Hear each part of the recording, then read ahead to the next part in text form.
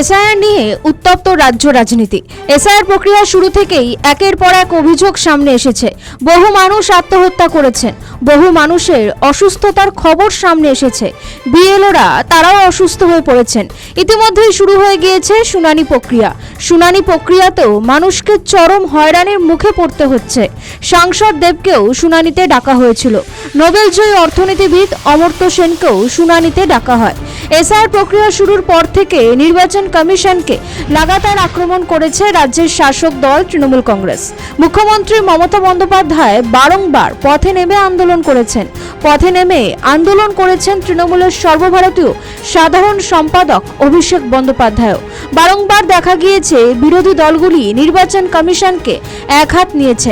বিরোধীরা বারংবার বলেছে নির্বাচন কমিশন বিজেপির হয়ে কাজ করছে। রাহুল গান্ধী নির্বাচন কমিশনারকে ভোট চোর বলে আক্রমণ করেছেন। রাজ্য বিজেপির সভাপতি শ্রমিক ভট্টাচার্য তিনিও নির্বাচন কমিশনকে বিধে বলেছেন গণেশ কুমার দিল্লিতে বসে থাকলে হবে না, বিভিন্ন জায়গায় যান, মানুষের অসুবিধা বুঝুন, মানুষের পাশে দাঁড়ান। শ্রমিক ভট্টাচার্য তিনি বলেন রাজ্যপাল শুধু লোকভবনে বসে থাকলে চলবে না, সংবিধানের তো রক্ষাকর্তা তিনি, অভিভাবকও তিনি।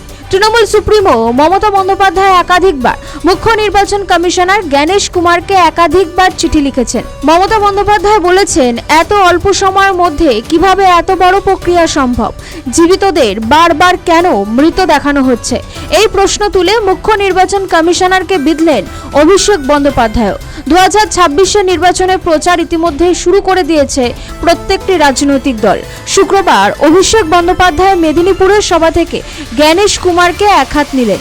সাংসদ বলেন গণেশ কুমারের জন্য বাংলার নতুন প্রকল্প চালু করতে হবে ছানিশ্রী।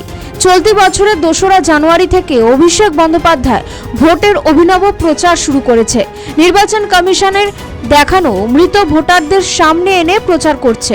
অভিষেক বন্দ্যোপাধ্যায় এহেন মন্তব্যের পর ফের শুরু রাজনৈতিক চর্চা। আমাদের ভিডিও ভালো লাগলে লাইক ও শেয়ার করুন, কমেন্ট সেকশনে আপনাদের মতামত জানান। আরও ভিডিও পেতে আমাদের চ্যানেলটিকে সাবস্ক্রাইব করুন এবং প্রতি মুহূর্তে খবরের আপডেট পেতে প্রেস করুন বেল আইকন।